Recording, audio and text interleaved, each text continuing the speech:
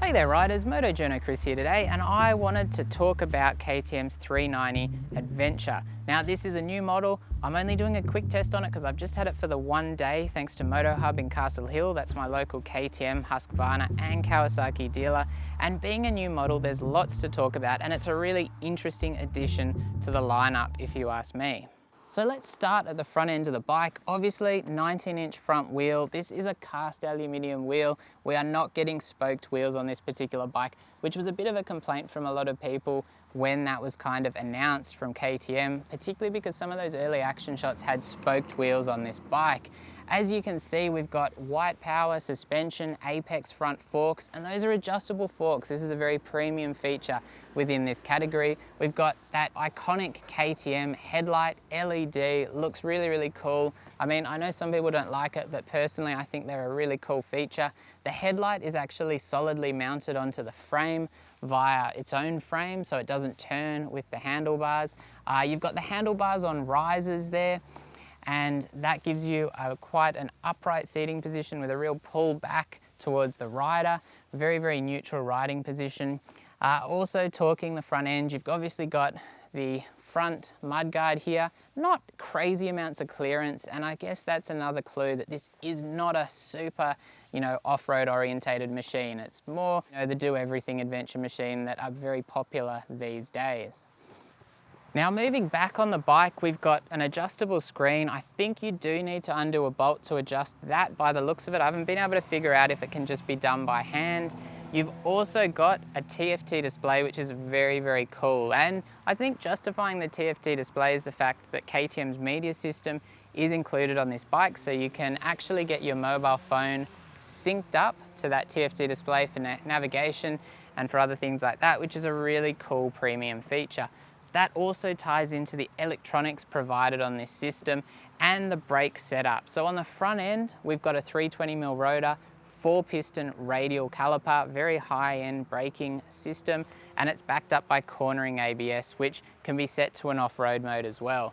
On top of that, this bike comes with traction control, which is also controlled through the dash and through the left switch block, all very, very easy. And you've got clickers on the top of the forks for that adjustment, which again, very, very premium feature. As I mentioned, wide bars, you've got some nice hand protection here, pretty solid, not at the level of bark busters, but still much more solid than many of the flimsy systems we see on these bikes, not particularly KTM's, I'm just saying in general. There's adjustable brake and clutch lever on that. The mirrors got these sleeves on the arms, no doubt to help keep them looking better, but there's good vision and good adjustability through those, so we can't complain there. 14.5 litre tank, which is pretty good, not massive though. In the seating department, the 390 Adventure has an 855mm seat height, which for me at 180 centimeters allows 1 foot down flat or both feet down with my heels not quite touching the ground, but it's a very close thing. The suspension won't sag hugely with rider weight, unlike the softer off-road setups either, so there's no huge variance in the seat height between riderless and a rider on board, with the 855mm quite a reasonable seat height for this segment. Both of these seats are quite wide towards the back of the seat. There's a good pillion perch, quite a generous, almost touring orientated seat when you think about how wide this seat is, but it's still nice and narrow and very easy to grasp the tank with your legs. Down at the foot controls, those are off-road style foot controls, very, very grippy. There is a rubber infill in the pegs, which you can take out. One thing I did notice is as those revs really rise, as you get right up towards the red line, you will get some vibrations through those pegs, so that's something worth keeping in mind. Stock exhaust looks pretty cool. I really like the look of it. Very, very quiet. You will know the bike is running, so it's not really terrible. However, it'd be great to pull that off and hopefully be able to take off the big collector that's hidden under there and put a nice aftermarket exhaust on and have a bit more note. On the rear, LED indicators, LED tail light, nice grab rails. It looks like it'd be very easy to get a rack put on the back of this bike or fit some luggage, which is really important for people doing the real adventure style riding. Obviously this is a chain drive. There's a 230mm rotor on that rear wheel. That is a 17-inch rear wheel to the 19-inch front, and these are Continental kind of dual purpose tires on it. So, ideal for doing everything, but not like super off-roadish tires, I would not say. Jumping on the bike, I'll just give you a quick look at seating position. One thing I do want to mention is that stand keeps the bike very upright. You'd have to be quite careful parking this bike to make sure that it's not going to fall over off the stand, just because it does keep it so upright.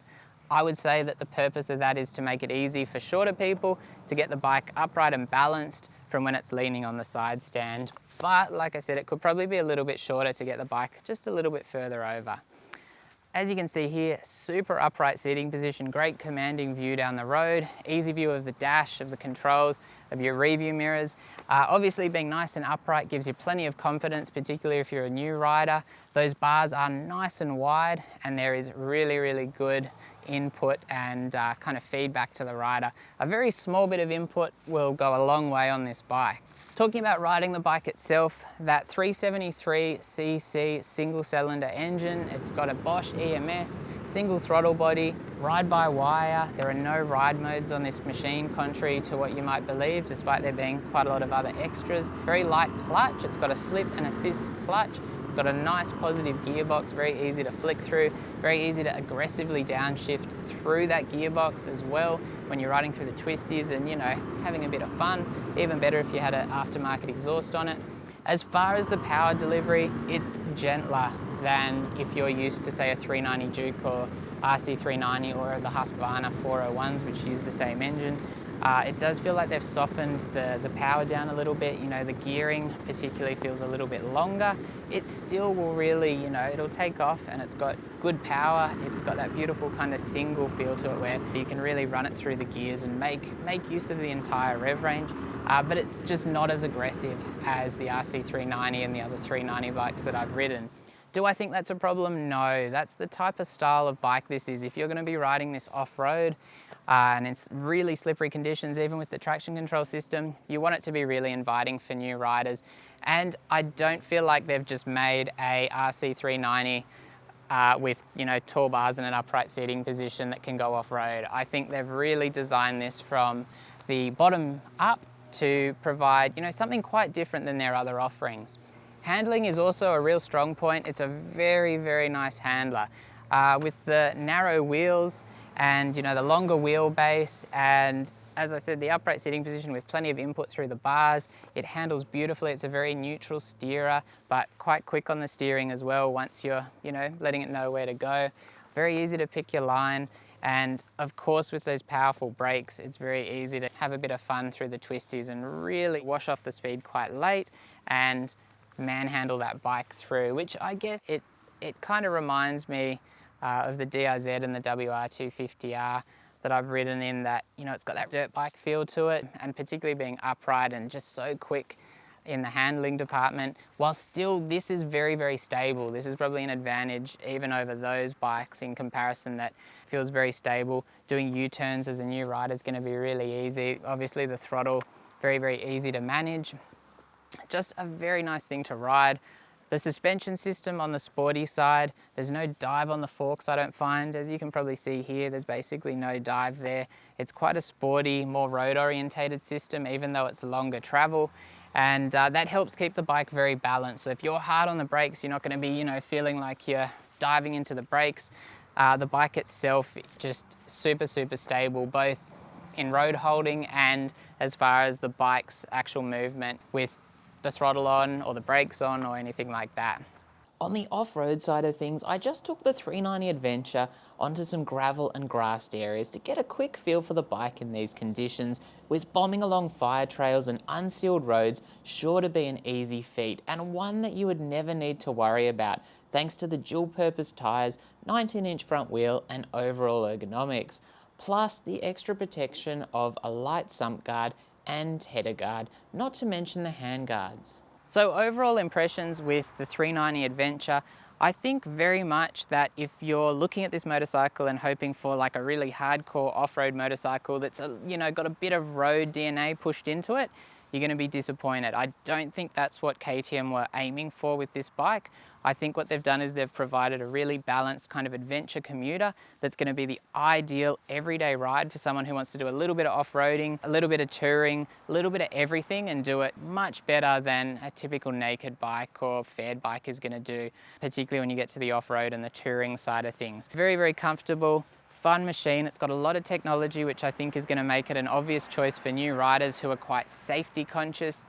Take that how you will, you know, some people aren't going to like that, but you can turn the traction control off. You can set the ABS to the off-road mode if you want to. So there are some options there if you're thinking about getting a bit more serious on this kind of bike. So overall, for $9,000, this is a really cool offering. I can see this being a very popular choice, as I said, for people who want a bike that's going to do everything, and it's a great pathway to KTM's more serious models like the 790 Adventure, and maybe picking up one of their off-road bikes.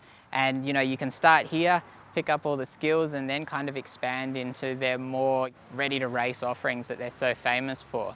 $9,000 right away here in Australia, or just under that, seems like pretty good value when you consider the kind of premium features this has that basically no competition has. Traction control, quartering ABS, adjustable suspension, the lack of spoked wheels. I wouldn't be too disappointed, because I think if you think spoked wheels are really super important, you're probably misjudging where this bike sits within the segment. A big shout out goes to Moto Hub in Castle Hill. That's my local KTM, Husqvarna and Kawasaki dealer. They were kind enough to allow me to borrow this bike for the day, which has allowed me to do these videos. Very, very generous of them. Look them up if you're looking for a KTM, Husqvarna or Kawasaki dealer in Sydney.